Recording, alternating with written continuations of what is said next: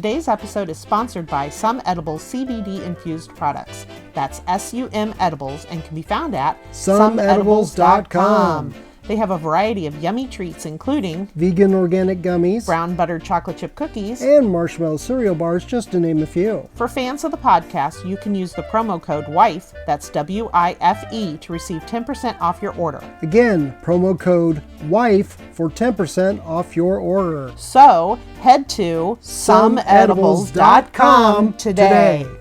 Hey everybody, it's Sarah, the Drunken Housewife. And I'm her host husband, Ian, who's trying to keep her on the rails as best as possible. And it's a full-time job, let me tell you. Today, I'm excited. We have Wade Williamson of the Crime and Entertainment Podcast.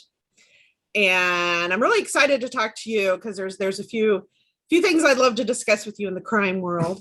Yeah, this is definitely her subject. So you're going to, yeah. You will not have any shortage of topics of conversation. Yeah. First question I have for you, though, is have you seen the Our Father documentary yet? I have not. Oh, watch it. We can give him a quick yeah, synopsis. it involves Dr. Klein here, in Indianapolis. Hometown Indianapolis doctor here who has like, I think at this point 100 kids that they've found because he used his own stuff while artificially inseminating patients. Okay, I remember reading about that. Yeah. It was on the news, but this it was on the news. It is messed up. Yeah, but the documentary gets into stuff that the news never covered. And yeah, so watch it. But I guess since you're familiar with it, we can talk kind of because he never got, at the time there was no law. Yeah, there wasn't. I mean, I'll be honest with you. I listen to so many of them things at a point in time, they all start to blend together as who killed who and I know with what and all this. So bits and pieces, when I start hearing the more particulars of the case, I remember that I heard it, but maybe not every detail. But I do remember that he did, like you said, there wasn't a law in place to prevent him from what he was doing. Is that what it was? There was no law they could charge him with. They couldn't get him for malpractice or fraud or assault. Which I don't see how, but for some reason they couldn't prove it. What he did it was in that gray area. But what they got him for was obstruction of justice because he actually sent letters to the police saying, I didn't do this. And I'm not going to, give you my DNA or anything like that. And then they were like, oh, you lied to us. So we got, but he still didn't get any jail time. Yeah. And a $500 fine, which you'd be surprised some of the people that I've talked to that's been able to exploit loopholes like that to get out of going to jail. And it's amazing what a good paid lawyer can do for you. Yeah. True. Yeah. It's interesting. I got it. Sorry, things are popping up on our screen. You're good. It just amazes me. Sometimes you're like, this person is so guilty. I mean, they might as well have guilty written across their forehead, but there's that one little technicality or that one little loophole and they go walk it. And Casey Anthony's a big one that comes to mind with that. Yes. That one oh man, I was just like, you've got to freaking be kidding me. They found her not guilty. How did in the world? I don't get it. That one right there really scratched my head. And then you have cases like, I don't know if you watched the Staircase documentary. It was on Netflix. Yeah. I'm watching that. And like for a portion of it, I'm like, I don't know if this guy did it. And then they come up with something else. And I'm like, all right, well, maybe he did do it. And then they keep going. It's like, all right, well, maybe he didn't do it. And then before it's over, it's the owl did it. So, I mean, I'm all across the board here. I know. I'm like, unless I see the owl in handcuffs with blood on his talons, I don't know. I honestly, that one. Yeah, there are so many like crime documentaries I watch. It's like, well, maybe they didn't do it. No, wait. No, maybe. Are we sure it wasn't Bob down the street that they keep talking about? Exactly. I mean, it's just, there's no like cut and dry. And a lot of it too has to depend on the point of view of who's doing the documentary. If it's the person that's trying to, get you to believe he's innocent, then you're going to get points of view that make you think he's innocent. If it's the state or whatever, you're going to get opposite point of views.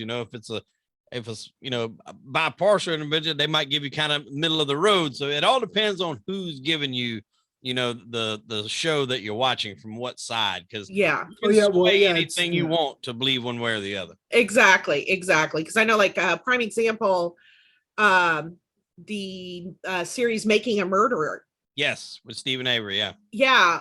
By the time that was all finished, I was like, dude, they're innocent. They're, Brandon, I still feel never should have, because in my viewpoint, he had mental disabilities. Yeah. And should never have been questioned the way he was questioned and all of that. But with Stephen, I went into it, I'm like, oh, this guy's hinky as hell. And then by the time it was the end, I was like, whether or not he did it, so much of the evidence should have been dismissed and stuff like that. That's something when you get deep into like legalities in courts, you don't realize unless you actually have something in the midst of courts of what can get admissible in the court, what can be admissible rather, and what can't. Like some things that you would think, oh, this proves this, and they just won't let it in for one reason or another. It's really ticky-tacky. I don't understand all the particulars of it, but there can be something that could be very damning to one side or the other that they just, for whatever reason, won't let in. Yeah. That can change the outcome of a case drastically. Yeah. I know for me, and this is going back a little bit in my history. When I was in high school, there was a murder that just like captured everybody's attention. This lady named Marcia Heald killed the girlfriend of the guy that she wanted, partially decapitating her. Pardon the cat's butt there. Partially decapitating her because there was still like this much skin holding the head on. And she claimed insanity, claiming she was Yahweh, the God of war, and this woman was a snake that needed to be destroyed, and all of that, and major delusions. Yeah, and I don't know how the court system got away with this, but after school every day we would go to the court to watch the end of the day, testimony and all of that, and then whatever evidence had been, admitted that day, the deputy that was in charge of it would let us look at all of it. Wow. And yeah, I'm sure that was, to this day, I'm like, how did we get away with that? How did we get away as teenagers with looking at all of this evidence from a murder trial? We weren't allowed to touch it or anything like that, but we could look at it. He would spread it all out on the table and he'd be like, this is the piece of flower pot that she used at first, and then here's the kitchen knife that she finished the job with, and then here's the clothes and all of that. And still today I'm like, that is that illegal what we did? I gotta think it could be something there that could throw a monkey wrench into that evidence being admitted. But I mean, it was after it had already been admitted into evidence, and it had already been processed in the whole nine, and we were not allowed to touch it. But I'm just like, here we were like 15, 16 years old. But the thing from that case that really intrigued both me and my dad, he taught psychology at the time. She was claiming insanity, not reason by, not guilty by reason of insanity. And so he presented it to his psychology classes. He's like, okay, here's all the evidence that's come out so far. Is she or is she not guilty? And his class went through and they're like, she's guilty as hell and she's not insane. And my dad like, okay, what's your reasoning? Well, she was a librarian and she was ticking off all the boxes of a psychosis. And they're like, nobody ticks off every single box of a psychosis. Yeah, you get some, but not every single one. Yeah. Exactly. And so my dad's like, okay, we're going to, write this down, seal it. I'm going to give it to the principal so nobody can mess with it. And we'll see when the, verdict is read. And yeah, she was found flat out guilty. Flat out. She's still in prison. But I just found it interesting that high school psychology students were like, no, she's no. Yeah, even they could pierce her. And so, it gave me hope for the jury then. I was like, okay, come on, people. Yeah, high school students. There was an interesting case. I had an author on my show. His name was Brian Whitney. and he had wrote a number of books. And one of the books that he had wrote, the name of it escapes me right off the bat, but it was about a cannibal cop in New York City. And they had a documentary on it on HBO called Thought Crimes. Oh, okay. I need to write that one down. Yeah. And so the cop was a cop in New York, and he was going on like these dark fetish websites, like not Silk Road type stuff, but just like deep dark fetish things, saying that he wanted to get these women and cook them and barbecue them on this rotisserie that he had at this cabin, and then eat them. And he was posting pictures. The pictures of the women were people that he knew, one being his wife. Well, and this went on for a long period of time, where his wife started wondering why he was always on the computer late at night. She was thinking he's having an affair, maybe looking at porn or something like that. Yeah. Well, to her surprise, she finds that he's on these websites and saying all these things. So she calls the cops. Well, they arrest him. He actually goes to trial. He's found guilty, but then it's a retrial, and then he gets put out of jail. He gets exonerated and come out because he didn't actually have any of the stuff that he was saying. Like, he didn't have a cabin. He didn't have a rotisserie. He didn't have a white van that he said he was going to put him in. It was all like a deep, dark seated fantasy. Gotcha. And he said that the case garnered like lots of publicity, because it was just one of the first of its kind, to where they was like charging him with conspiracy, but it wasn't conspiracy to actually do it. At the end of the day, it was more like just a really, really sick, twisted fantasy that he had. Yeah, it's somebody that needs some therapy, but you can't be just for stuff that you write down that you do not execute. Yeah, you can't be punished for your thoughts. Right. Right. You know, you can weird think. they may be. Yeah. Oh yeah. I mean, if you're thinking about chopping up and eating people, as long as you're just thinking about it and not actually doing it. Not actually doing. I mean, he was telling all these other people he would like to do it, but that's different than what was his name that actually like found somebody that was willing to be cut up and eaten. No. What was his name? I can't remember. Oh my God. But Go The ahead. one that liked to eat people. I knew that. Yeah. Well, yeah. So one time my mom got a joke away on me. She was like, "Oh my God, turn on the news." And I was, because it was when Waco happened. Yeah. And she's like, quick, turn on the news. And I'm like, why? And they said, Jeffrey Dahmer escaped from prison. And I'm like flipping channels. And she's like, yeah, they said he was headed to Waco with a bottle of barbecue sauce. And I'm like, really? Really? Yeah. So this one time she got a joke off on me, and I'm like, mother, you're sick. You're twisted. That's why we're related. Yeah, by mistake, he got killed in prison, didn't he? Yes, he did. Yeah, he did, which surprise. I mean, well, they didn't eat him. They didn't eat him. Yeah. And in their defense, they just stabbed him. Yeah. When I done a little deep look into that case, I thought it was crazy about that time. I think he had like a guy in his apartment that was like Asian, and he couldn't speak English. And escaped. He escaped, and he found cops and was like, just couldn't relay the message that, he just escaped this. And so Dahmer comes out, finds him talking to cops, shows the cops pictures of like them two together intimately. It's like, hey, we're just having a fight. We're, upset, lovers quarrel type thing, and lets him take him right on back up to the room. Yeah. And he was like, what, like 15, 16? Yeah, I mean, he was like young. And like, even the neighbors were like calling 911 going, what happened with it? Yeah. Oh, that was his. And they were like, no, that was a child. That was a little boy, a boy. Wow. And he's underage, but yeah, I know because I read a lot of a friend of mine called them Chop Up Your Mama books. A lot of them, there's that time, like maybe 1, 2, 3, 4 times where if one, they're this close to getting caught, if a police officer or somebody had just looked in the trunk. Yeah. Or asked, what is that in the back seat?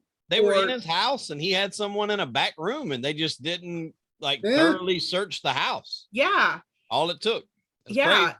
Yeah. When you read that, you're just like, seriously, if this was a horror movie, I would be yelling at the screen, open that freaking door. Look at, So yeah, it's just, it amazes me. Somebody once asked me why I read all of these, true crime books. And it's like, part of it is I'm trying to figure out what is it between that person and me up here that is different?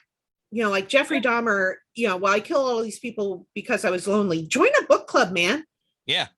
You know, it's what makes them tick is I think the draw to most people that would want to watch stuff like this. I've been into it my whole life. Like, just, you know, there was a famous serial killer from where I'm from in the Carolinas named Pee Wee Gaskins.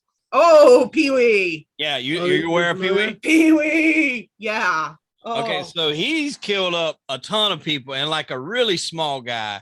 And my dad had the book, like his autobiography. And I'm going to tell you, when I read that book, I was way too young to read that book. Yes. Yeah. Very, very young. I think I might have been like 12. That was it was like, you know, Fox and the Hound, Where the Red Fern Grows, and then Pee Wee Gaskins. Yeah. And so that was a heck of a jump.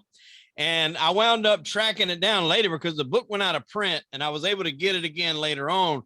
Okay. But he was just a brutal dude, man. And it was just like, what made him like that? And that kind of, you know, snowballed into everything else. You start looking at all these different people of just what drives them to do that. What's, like you said, what's different between me and that guy over there that slaughtered 50 people? Yeah. And I think like there's a statistic, the tequila's starting to kick in, that like at any given time, you could be walking by somebody that has committed murder. Oh, absolutely. And that thought, like every once in a while, you know, like I'll be in, you know, Indianapolis or something, you know, in a big crowd and I'm looking around. It's like, I just wonder, you know, is there somebody in, you know, and I'm like, do other people have that thought or is it just sick, twisted me? You know, that's sitting there looking at this, you know, big, huge crowd of people thinking, I wonder if anybody in here is going to be on the news later because they killed 12 people or something, you know, maybe, I don't know, you know. I interviewed some guys in the mob. They actually dumped 2 brothers out there in a cornfield in Indiana years ago. Yeah, I know. Yeah. The Casino movie. I don't know if you ever seen Casino. Yes. Okay, so the Joe Pesci character, him and his brother. Yeah, it didn't quite go down like the movie, but they did get beat to death. They got beat to death in a house in a basement. And then Joey Aupa owns some farming land out there, hunting land out there somewhere in Indiana. And they did go and bury them in a shallow grave out there in a field in Indiana. Yeah. Wow. Yeah. I mean, you know, cornfields hide a lot. You know, hide a lot. I know we just recently had a case, a very cold case get solved. Well, not solved, but the victim identified. Right. That it was like from the 80s. So, you know, you're talking a good minute ago. Oh, yeah. And they finally, through DNA, identified her. And when they contacted her family, this is what gets me. When they contacted her family, they were talking to her brother, and he's like, I just always assumed she ran away. And that hurt me to hear that. You know? A lot of times that's how it happens, especially people. I mean, people target, these serial killers target, you know, maybe women that have run away or trying to start a life somewhere else, that's left their hometown. And they know that there's just not going to be a lot of people looking for them, unfortunately. And sometimes the family does think that they just ran away. And that's how some of these people get away with it for so long, because if they kill somebody that's popular in their community or, you know, has a good job, obviously when that person goes missing, eyes are going to start to look, you know, hey, where's he at? What's going on? Why isn't he around? But if it's someone that nobody's going to miss, then it's going to be a while, if ever, until someone really starts looking for them. Yeah. And it's just, I don't know, to me, I would be like, you know, I don't know. I guess I think differently, you know, but it would be if I hadn't heard from, you know, if I hadn't seen a sibling of mine in a while, I would be like reaching out to friends. Hey, have you at least heard from them? Absolutely. I know maybe they don't want contact with me. That's fine. Yeah. But, you know, like a friend, relative, whatever. Just when was the last time you saw them? Yesterday? Okay.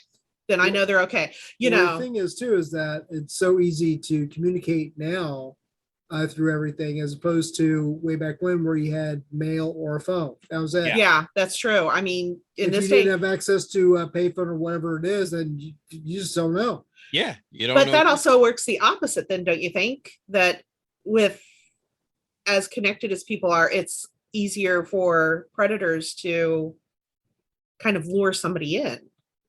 I mean, I've seen cases where people that have, I think it was Todd Colehep. I don't know if you remember him, where they found that girl like in a storage container. She had been missing for a while, and I think her and her boyfriend were like cleaning houses for him.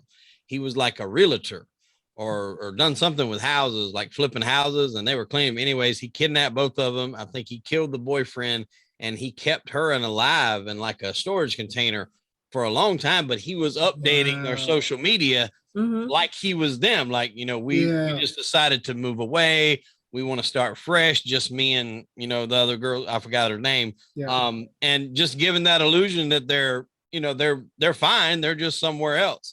And then when they finally found her, all that led back to an actual, I think it was a triple homicide, if I'm not mistaken, at a bike shop in Spartanburg, where he went in there to a bike shop, and I guess he felt like they were picking on him because he didn't know how to ride one of the bikes.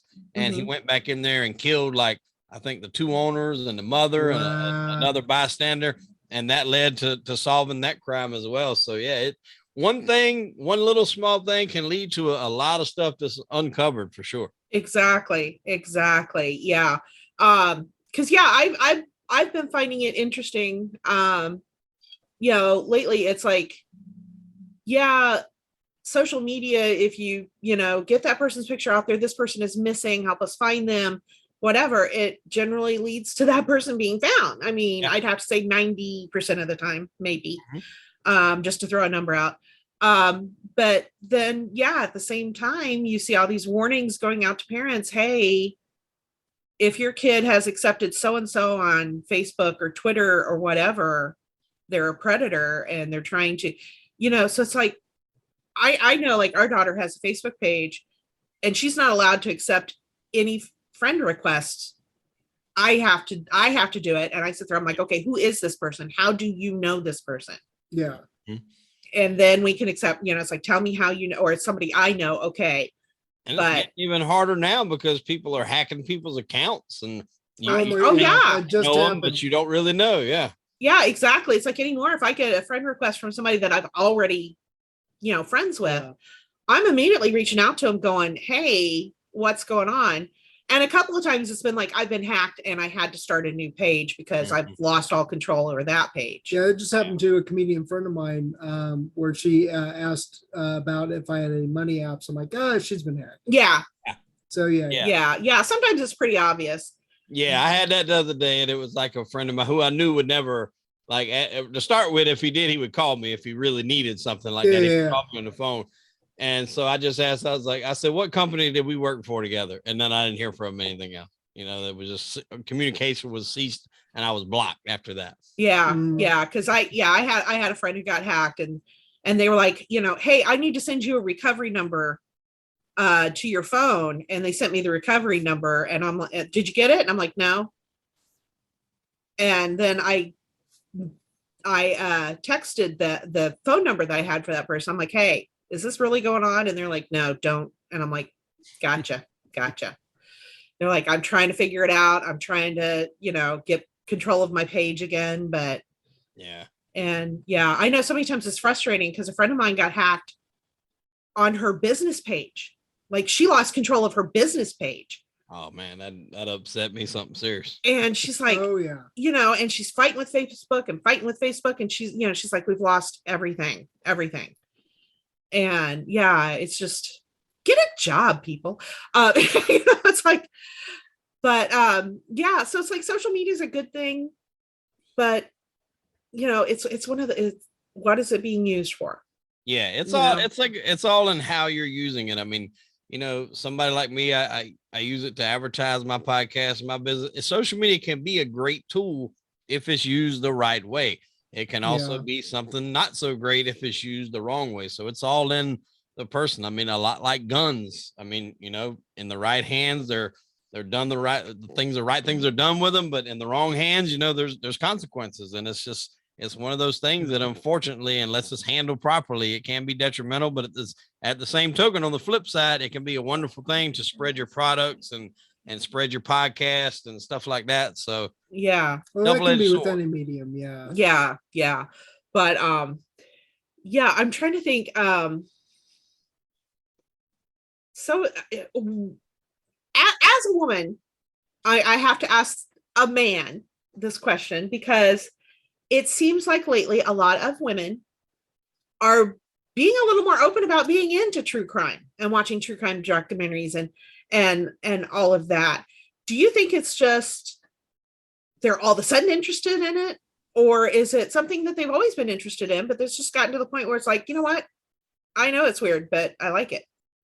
You know, I think with the boom of crime, like true crime podcast and all these documentaries and all these series on Netflix and stuff like that, I think maybe at one point in time it might have been taboo for even anyone to admit that they were interested in that type of thing, because you're scared that somebody's gonna like, why the heck are you watching that? You know, look at you with a side eye. But yeah. now it's when you get these documentaries, they get put on, like the Tiger King, for example. Everybody was watching that. Oh, yeah. I mean, you know, it's getting more mainstream, so people are a little bit more open to saying, yeah, I'm into this type of thing. And I think that the women have followed suit in that. And I mean, there's been very successful women that's had their own podcast with it. oh yeah. What is it? True Crime Junkie, I think it is. I listen to with Ashley Flowers and Britt Praywhite. I mean, they're killing it right now. I mean, they're doing millions of downloads, and I mean, it's everywhere right now. Yeah, it is. It is. It's just because I know I've read true crime, like I didn't quite do the jump you did. You know, I went from, you know, like Wrinkle in Time and all of that to Stephen King and then true crime. So I think that's a logical progression. I don't know, maybe. But I think, yeah, since high school, I've been reading true crime. But it just seems like lately now everybody is just like, oh, that's Sarah. She's our true crime fan. You know, whereas before I'd be sitting there, you know, reading my book and people are like, what are you reading? And I'm like, do you really want to know? You know, are you sure? Because and they're like, it's one of those weird chop up your mama books, and it's like, yeah, sorry. And you know, to be 100% honest, 2 years ago I didn't even listen to podcasts. Like that's honest. I would watch I was a big documentary person. I'm the type of guy that'll do my research. I'll watch behind the scenes on a movie, how it was made, stuff like that. Big horror movie fan. Yeah. But I just wasn't like a podcast listener. I might listen to a Joe Rogan every now and then, but then there was this one particular case that I got interested in, and there was a person they were talking to on the documentary on TV that had a podcast about it. So that particular one, I'm like, well, I want to hear a little bit more about this one. Yeah. And so it was more of a deeper dive.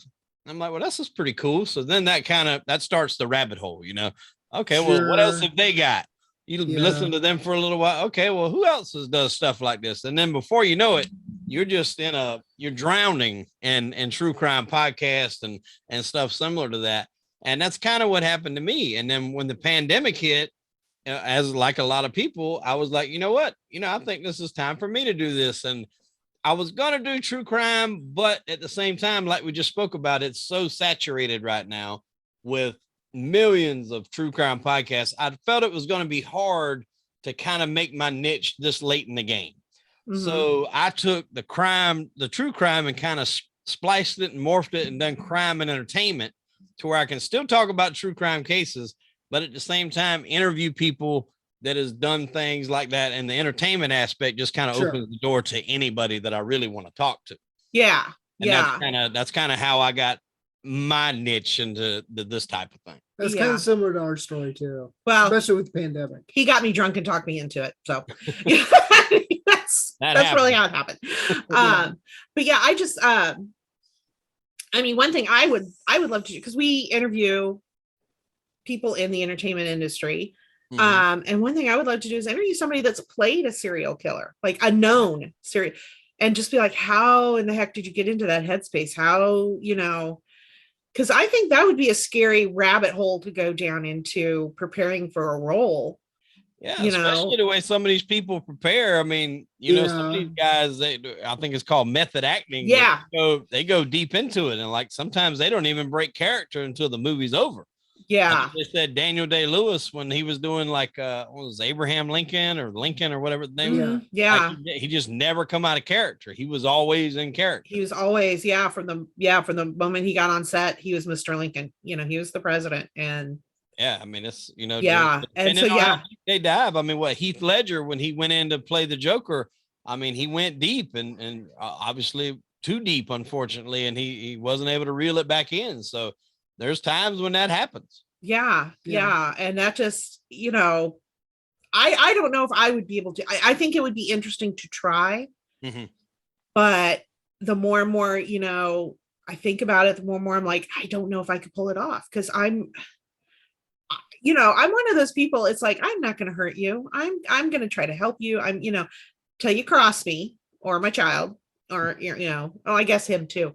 And then, I'll make Manson look like Mother Teresa, but I honestly don't know if I could do it. And, so I would love to talk to somebody that's actually played, a known serial killer. And, like Charlize Theron. Yeah. She talked to people that knew Eileen Wuornos and read letters that she had written to them, and all of that, and really got down deep into it. And I mean, obviously it worked. She won an Oscar. What a transformation she made. I know. I remember one time I was at a bar with a buddy of mine, and this girl, she was the bartender, and he's like, she really looks like Charlize Theron. And I'm kind of looking, I'm like, yeah, I can see it. Well, I thought, go. I think he was trying to work up the coverage to shoot a shot, Yeah. I'm like, well, go ahead, tell her, knock it out, give it your best shot. You ain't gonna know until you try. And she comes over there and he's like, you're really beautiful. You look like Charlize Theron. And she's like, I don't know who that is. He's like, oh, she's an actress, very good. So she Googles Charlize Theron, and this wasn't long after Monster had come out. Oh no. So the first movie that comes up is Monster, and she sees his picture. She's like, what the? She's all mad and everything. I'm like, well, you might want to go back a few movies. Yeah, go back a couple. To get what he's saying. I was like, it might not seem like it right now, but this really is a compliment. Yeah, go back a couple of 3 years, because she really is a beautiful woman. Oh, but, absolutely. when she played Eileen, man, it was because you put a picture of Eileen up next to, they were identical almost. And it was kind of scary. It was kind of scary. Yeah. I just, like I said, I honestly don't know if and I know I saw like some behind the scenes stuff, or like after she filmed some of the scenes where she, killed somebody, that like they immediately had to start hugging her because she was just crying. And I'm like, that would be me. I would just emotional breakdown. I know the gun's fake. I know that person's not really dead, and they showed one where the guy stood up. He's like, I'm okay. And she's still just like crying Becca's. And I'm like, that would be me. They do one murder scene and I'd probably get through it and then be like, done. I'm out. I can't, cannot be in that person's brain anymore. I can't do it. I just cannot. And so kudos. Yeah, actors it takes a special kind of headspace and talent to be able to do that, to be able to channel that and turn it on and turn it off. Like I've talked to a lot of undercover cops doing this podcast, ATF agents that went undercover. When it, like one of them infiltrated the Hells Angels, and so like that's another one. Like you're trying to infiltrate one of the most violent known biker gangs in the world, and then when you do separate from that gang, come home to your regular family, you got to turn it off and be normal. That's hard. That's not an easy thing to do. That's something that like all the cute cat videos in the world are not gonna get you out of it. I mean, because I know when I've had a bad day, it's like I need to watch some cute kitty videos. I need some joy. I need something. But those take a minute to decompress. That's some therapy. That's some it takes a strong person to do that. Again, kudos to those people that do that, because there's just no way. Because I know, like I've read, like especially women that have to go undercover. I mean, they've got to go for it, and they've got to, and I'm just like, there's just no way. There is no way in this world that I know I could do that. Yeah, it takes a special kind of person. A lot of times, if you get somebody that gets in some of those deep, missions or undercover operations, a lot of times once they come out, they can't go back and do it again. It's almost like a form of like PTSD that they just, they have to do something else. You can't get back in there again. That's You're like, I'm going to go volunteer at the animal shelter and let puppies play with puppies and stuff for like a couple of years. And then we'll reevaluate after some deep therapy and some, I just, again, kudos to those people that can do it. Cause it's not a job for everybody. For no, sure, no. Yeah, it is not. It is not.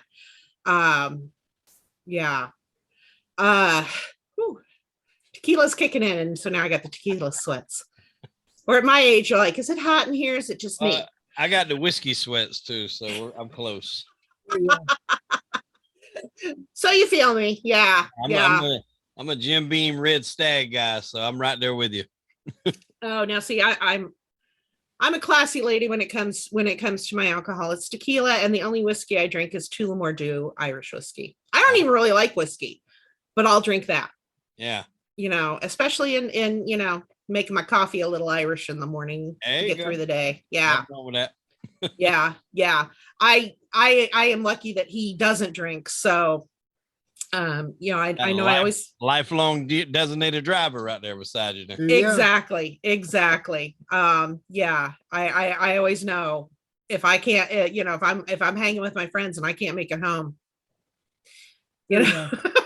honey, come pick her up. Yeah. Or my nephew, even if he's had a few, I still trust him driving better than anybody else, but not that he has any police officers that are watching. Yeah. Let's just put out that's disclaimer. Let's put that out. He always stays sober if he knows I'm going out. Yeah, I know. You got to watch that these days. I mean, you can say something in jest, and then the next thing you know, hello, we'd like to talk to you about. It's like, no. Kidding, joke. It was a joke. It was a joke, So yeah. It's amazing the reach that these kind of things have that I don't think we're aware of sometimes while we're doing it. We're in the heat of the moment or, the middle of a conversation, and sure. reaches that it has it can be quite drastic sometimes. It can. I there are times when I'm like, somebody was investigated for something they said online. And when you go and watch the actual video, it's like, I can tell they were just like, having a conversation with somebody and just joking and but anything out of context, you take but just about anything out of context and it'll sound like whatever you want to sound like. Exactly. I heard a funny story about the Die Hard movies, part 3, which part of that was filmed down here where I live at in Charleston. But the script where it was wrote to where they set off the bomb and it basically played hell with all the alarms that were going on. So they had to shut off the alarms. That enabled them to go in and take the gold from Fort Knox. Well, the thing about it is that scenario would have actually happened. Like had the bomb went off on the subway, it would have played, what with the alarms, they would have had to turn them off. And basically the script that he wrote could have very well happened. So like while they were making this movie, the FBI actually came and like put a stop to it and was like asking this guy, like, how did you know that this was even a possibility? And he was like, well, I kind of guessed. He's like, I didn't really know for sure. He was like, an educated guess. Wow. I guess that was how close to, it being a possibility if somebody really wanted to pull that off, that could have been like that for sure. Oh, wow. Wow. Yeah. Now you almost want to watch the movie and be like, okay. Yeah, exactly. Don't get me wrong. You still got a lot of other stuff that's got to go wrong. But because I mean, the vault wall is like what 5 million feet thick, and I don't even know how. I mean, they've got so much security around all of that you'd almost have to have aliens beam that stuff out of there for you. Yeah, and they're busy. They're busy flying right past our planet, rolling up the windows, because we're the bad neighborhood. Pretty much. I do. I do. I picture aliens going, oh God, it's Earth. Roll up the windows. Yeah, we're not going back there no more. That time back in Roswell, that was it. Yeah. Yeah. Or what was it in World War II? The Foo Fighters. When they it was Los Angeles. Oh yeah, the one big. They saw something in the sky and started firing at it. And you're like, all of these people. I mean, like all of these people saw it, and they were firing their guns at it. And you just picture these poor aliens going, what the hell's going on? Say hi. What's going on? You're just stopping in for a quick visit and you start firing on us. And so now I just picture us as, the bad neighborhood in space where they just put on stealth mode. We're the galaxy's version of cops. So yeah. There you go. Yeah. So no, that's I can see that. I'm not wanting to come down. It's a little too rowdy over there for me. I'm gonna stay up here where we're at. They're like, quick, hit stealth mode. We're going in. But it's about that time. Oh it's yeah. time. Oh my God. Yeah, I could talk to you forever. We're going to have to do this again when we have more time. Yeah, no. Definitely. But this is a moment that we give everybody the time to plug not only their own thing, any upcoming projects, everything. Plug away. Well, we are on all the major platforms like Facebook, Instagram for the social medias. When it comes to the YouTubes, we're at Crime and Entertainment over on the YouTube section. You can also find those episodes on Spotify, Apple, Stitcher. I like to tell a lot of people about Stitcher because that's one of them that a lot of people don't really know, and it's not a subscription-based plan. I think there are tiers of it that you can get and get more stuff, but our show is on the free plan, and that works for Android or Apple. So it doesn't matter which phone you have, you can get that and get all of our back episodes, plus other ton of great stuff on there as well. I think we're on everything but Pandora. For some reason, Pandora will not let us get on there. I don't know why. I don't know if I've ticked somebody off over there, but any other place you get your podcast, you can find us at Crime and Entertainment. Like I said, go like us on Facebook. Gotcha. You can follow us on Instagram as well. And, we try to pump out good shows. We typically do one a week. Every now and again, we'll throw like a surprise or a bonus episode out there, but we're typically been steadfast with one a week. And we've had great guests. We've had everything from actors to mob guys, to authors, to drug smugglers, to drug kingpins, to mob guys, wrestlers, just all across the board. So really, really good stuff. I think there'll be something for everybody over there if you go take a look. And I appreciate you guys giving me the opportunity to come on the show. Yeah, because your podcast is right up my alley.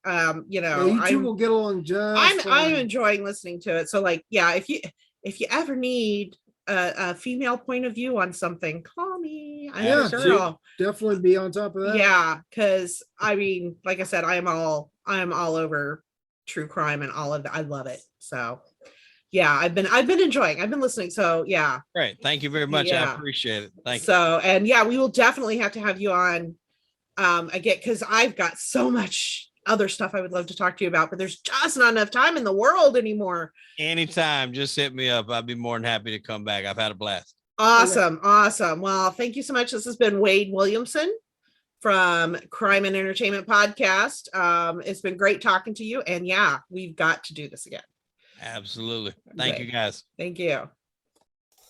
Okay, that was Wade Williamson, who I can talk true crime for hours and hours and hours. And so we're gonna have to have him back on because we just have to pick a subject. Yeah, we're going to have to just pick a subject. Go deep. Like maybe after he watches the Our Father documentary, then we can get into it more, because that's my current thing. What was the one that he gave us? Oh God, I'm gonna have to text him because it was on HBO Max about Thought Police. Thought Police, yes. Thought Police, yeah. So that you go deep into that. Yeah. So see, and if you guys watching this have any ideas for true crime documentaries that I might love, down below. Oh, and while we're doing down below, subscribe, like. Yeah, we keep all of that. We keep forgetting that. Subscribe.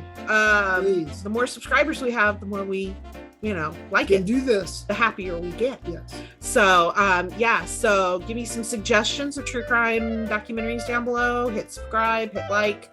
And stay tuned for more because we've got another interview tomorrow. We're just we're gonna be cranking out. We're just cranking them out this weekend. So so until next time, everybody.